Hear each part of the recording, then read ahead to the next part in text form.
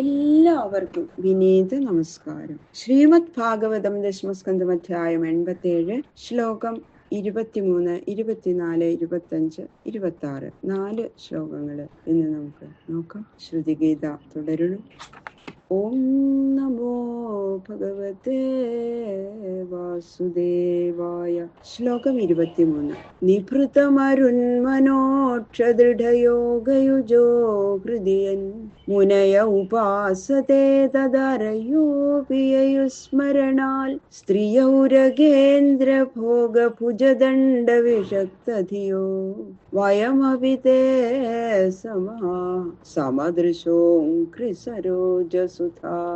ഭഗവാനെ, അവിടുത്തെ സ്മരണത്തിന്റെ അനുഭവം ഇങ്ങനെയാണ്. ആരെങ്ങനെ സ്മരിച്ചാലും അവസാനത്തെ ഫലം ഒരുപോലെ തന്നെ. പ്രാണനെയും മനസ്സിനെയും ഇന്ദ്രിയങ്ങളെയും കഷ്ടപ്പെട്ട് അടക്കിക്കൊണ്ടിരിക്കുന്ന യോഗികൾ നീന്തിരുവടിയെ ഹൃദയത്തിൽ ധ്യാനിക്കുന്നു.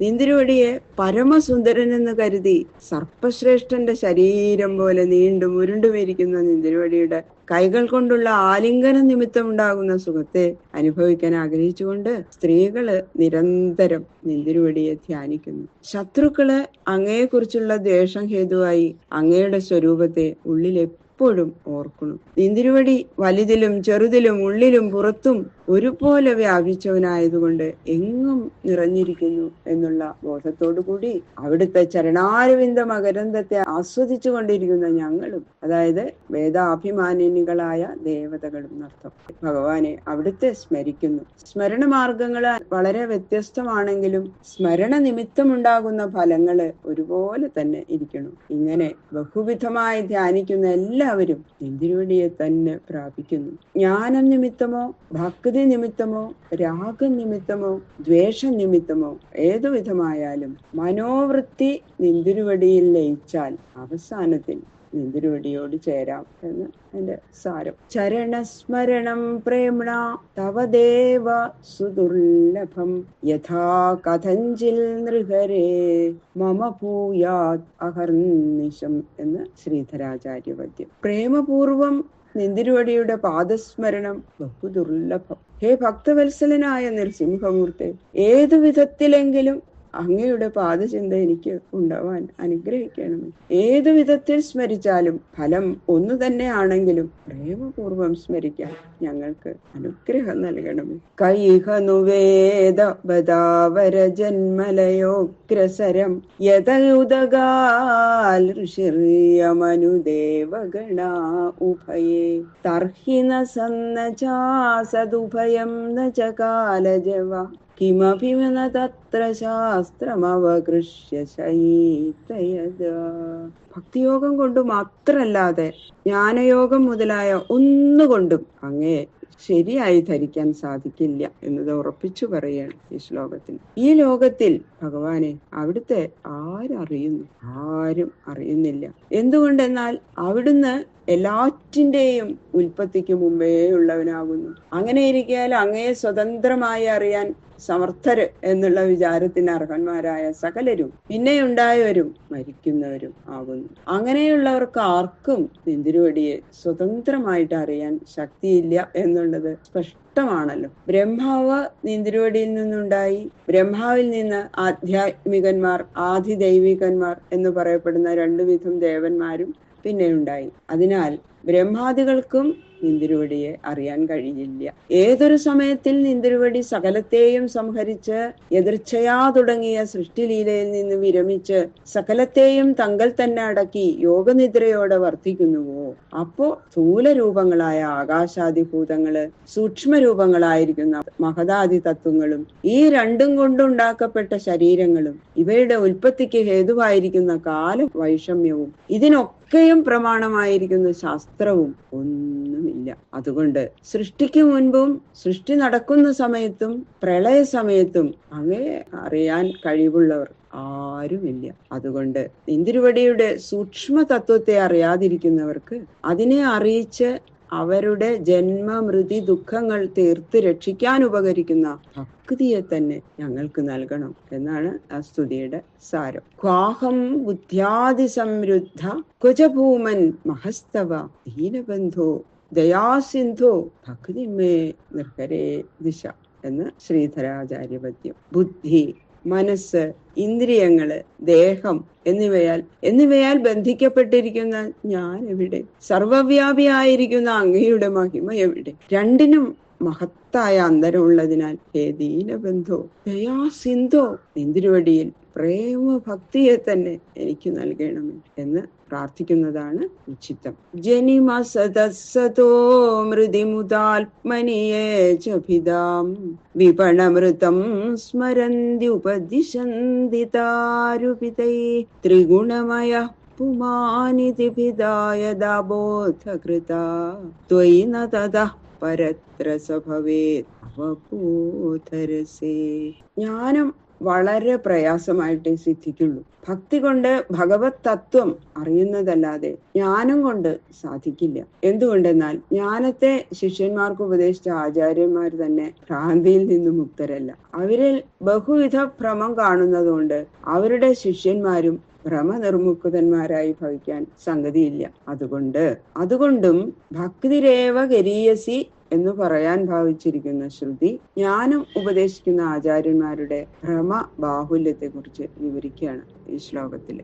അസത്തായിരിക്കുന്ന ജഗത്കാര്യം കാരണവശാൽ ഉത്ഭവിക്കുന്നു എന്ന് പറയുന്ന വൈശേഷികന്മാരും സത്തായിരിക്കുന്ന ഏകവിംശതി ദുഃഖത്തിന്റെ നാശമാകുന്നു പരമപുരുഷാർത്ഥം എന്ന് പറയുന്ന നൈയായികന്മാരും ആത്മഭേദത്തെ പറയുന്നവരായ സാഖ്യന്മാരും കർമ്മഫല വ്യവഹാരം സത്യമെന്ന് വിചാരിക്കുന്നവരായ മീമാംസകന്മാരും അവരവരുടെ ശിഷ്യന്മാർക്ക് അതതിനെ ഉപദേശിക്കുന്നത് തത്വദൃഷ്ടി കൊണ്ടല്ല, ഭ്രമം നിമിത്താണ്. പുരുഷനെ സത്വരജസ് തമോ ഗുണവശാൽ പറയുന്ന ഭേദവും അപ്രകാരം തന്നെ ഭ്രമം നിമിത്തമാണ്. ഭേദങ്ങളൊക്കെയും നിന്തിരുവടി അറിയാത്തത് കൊണ്ടുണ്ടാവുന്നതാണ്. എന്നാൽ പുരുഷന് അറിവില്ലായ്മ വാസ്തവത്തിലുണ്ടോ? ഇല്ല.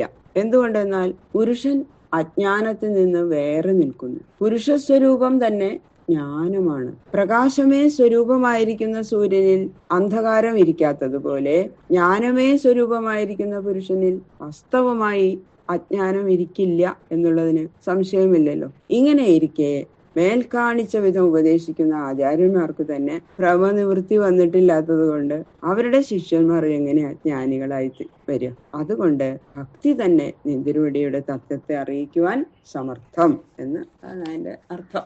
മിഥ്യാതർക്കസുകർക്കശേരിത മഹാവാദാന്ധകാരാന്തര ഭ്രാമ്യൻ മന്ദമതേര മന്ദമഹിമൻ ത്വജ്ഞാനവർമാസ്ഫുടം ശ്രീമൻ മാധവ വാമന ത്രിനയന ത്രിശങ്കര ശ്രീപതേ ഗോവിന്ദേതി മുദാവദൻ മധുപതേ കഥാസ്യാമഹം എന്ന് ശ്രീധരാചാര്യപദ്യം. ബഹുവിധങ്ങളായ വാദങ്ങളാകുന്ന അന്ധകാരത്തിൽ അകപ്പെട്ടിരിക്കുന്ന മന്ദബുദ്ധിയായ എനിക്ക് ഇന്ദിരുവടിയുടെ അപാര മഹിമ അറിയാൻ സാധിക്കുകയില്ല. ഭഗവാനെ, ഹേ ശ്രീമൻ മാധവ വാമന ത്രിനയന ശ്രീശങ്കര ശ്രീപതേ ഗോവിന്ദ എന്നിങ്ങനെയുള്ള നാമങ്ങൾ സുഖമായി കീർത്തിച്ചുകൊണ്ട് തന്നെ ഹേ ഭഗവൻ, ഞാൻ മുക്തനായി ഭവിക്കാൻ ഇന്ദിരുവടി അനുഗ്രഹിക്കണമേ. അങ്ങയുടെ നാമസങ്കീർത്തന ശ്രദ്ധയുണ്ടാവാൻ എന്നെ അനുഗ്രഹിക്കണമേ. സദിവ മനസ്ത്രിവൃത്തി ത്വയി വിഭാത്യ സദാ മനുജാൻ സദഭിമൃശന്ത്യശേഷമിദമാത്മദയാത്മവിദ നഹി വികൃതിം ത്യജന്തി കനകസ്യ ദദാത്മദയാ സ്വകൃതമനുപ്രവിഷ്ടമിദമാത്മദയാവസിതം. അസത്ത് ഉണ്ടായിട്ടുമില്ല, പുരുഷൻ ത്രിഗുണരൂപനായി ഭവിക്കുന്നതുമില്ല എന്ന് വരികിൽ ഈ പ്രപഞ്ച സമൂഹവും പുരുഷനും വേറെ ഇല്ല എന്ന് വരും. ഇല്ലെങ്കിൽ പിന്നെ പ്രപഞ്ചവും പുരുഷനും ഉള്ളതുപോലെ തോന്നുന്നത് എങ്ങനെയാ? ഇതാ വിവരിച്ചു പറയാണ് ഈ ശ്ലോകത്തില്. മനസ്സിന്റെ സ്വതസിദ്ധ ഗുണമായ സങ്കല്പത്തിന്റെ സാമർഥ്യ നിമിത്തം നാനാവിധത്തിൽ പ്രകാശിച്ചു കാണപ്പെടുന്ന ഈ പ്രപഞ്ചം സത്തായിട്ട് ഭവിക്കുന്നില്ല. സദ്രൂപനായിരിക്കുന്ന നിന്തിരുവടിയാകുന്ന അധിഷ്ഠാനത്തിൽ സത്ത് എന്ന പോലെ പ്രകാശിക്കുന്നു. അധിഷ്ഠാനം സത്തായതുകൊണ്ട് പ്രപഞ്ചവും സത്ത് എന്ന പോലെ തോന്നുന്നതാണ്. പുരുഷൻ സത്ത് എന്ന് തോന്നുന്നതിനും അധിഷ്ഠാന സത്ത തന്നെ കാരണം. ആത്മസ്വരൂപത്തെ അറിഞ്ഞവർ ഭോക്താവ് ഭോഗ്യം എന്ന ഭാവത്തിൽ വിളങ്ങുന്ന ഈ വിശ്വം ആത്മസ്വരൂപമാവും എന്നുള്ള സംഗതിയാൽ സത്ത് എന്ന് അറിയുന്നു. ആത്മാവല്ലാതെ അന്യപദാർത്ഥം പരമാർത്ഥമായിട്ടില്ലാത്തത് കൊണ്ട് ഏത് രൂപത്തിൽ കാണപ്പെടുന്ന വസ്തുവിന്റെയും പാരമാർത്ഥിക സത്ത ആത്മാവാകുന്നതിനാൽ എല്ലാമായി വിളങ്ങുന്നത് ആത്മസത്തയാകുന്നു. അതാണ് എൻ്റെ അർത്ഥം. ഇതിനാൽ ജ്ഞാനികൾ ഒന്നിനെയും ത്യജിക്കുന്നില്ല, എല്ലാറ്റിനെയും എടുക്കുന്നതേ ഉള്ളൂ. കനകം കൊണ്ടുണ്ടാക്കിയ കടകം, കുണ്ടലം മുതലായ ആഭരണങ്ങൾ എപ്പോഴും ആഭരണങ്ങളുടെ ആകൃതിയെ ധരിക്കുന്നതിന് മുമ്പും ആഭരണങ്ങളായിരിക്കുമ്പോഴും ആഭരണാകൃതികളെ ഉപേക്ഷിക്കുമ്പോഴും കനകമായി തന്നെ ഇരിക്കുന്നത് കൊണ്ട് കനകത്തെ ആഗ്രഹിക്കുന്ന ആളുകൾ കടകാദികളെ ഉപേക്ഷിക്കുന്നില്ല, കനകം എന്ന ഉറപ്പോടെ വില കൊടുത്ത് വാങ്ങുന്നു. അതുപോലെ ആത്മകാര്യമായ വിശ്വം എപ്പോഴും ആത്മസ്വരൂപമായിരിക്കയാൽ ആത്മാവിനെ ഗ്രഹിക്കുവാൻ ആഗ്രഹിക്കുന്നവർ വിശ്വത്തെ ഉപേക്ഷിക്കുന്നില്ല, ആത്മത്വേന സ്വീകരിക്കുന്നു. അതുകൊണ്ട് ആത്മകാര്യമായ സകല പ്രപഞ്ചത്തെയും അതിനെ അനുപ്രവേശിച്ചിരിക്കുന്ന പുരുഷനായ ജീവനും ആത്മാവ് തന്നെ എന്ന് നിശ്ചയിക്കാം. യത് സത്തയാ സദാഭാതി ജഗതേതത് അസൽസ്വത സദാഭാസം അസത്യസ്മിൻ ഭഗവന്തം ഭജാമതം എന്ന് ശ്രീധരാചാര്യവദ്യം. യാതൊരുവിന്റെ പാരമാർത്ഥിക സത്തയോട് ചേരുകയാൽ അസത്തായ ജഗത്ത് ശോഭിക്കുന്നുവോ? എപ്പോഴും എല്ലാറ്റിലും ആത്മസ്വരൂപേണ പ്രകാശിച്ചുകൊണ്ടിരിക്കുന്ന നിന്തിരുവടിയെ ഞങ്ങൾ ഭജിക്കുന്നു. ഈ ലോകം ഈശ്വര സ്വരൂപം എന്ന ഉറപ്പോടുകൂടി സകല ചരാചരങ്ങളെയും പ്രേമിക്കുന്നതാണ് ഭക്തിയുടെ പരിശുദ്ധ സ്വരൂപം എന്ന് അറിഞ്ഞുകൊള്ളണം. ബാക്കിയുള്ള ശ്ലോകങ്ങള് നാളെ നോക്കാം. സർവത്ര ഗോവിന്ദ നാമ സങ്കീർത്തനം, ഗോവിന്ദ ഗോവിന്ദ.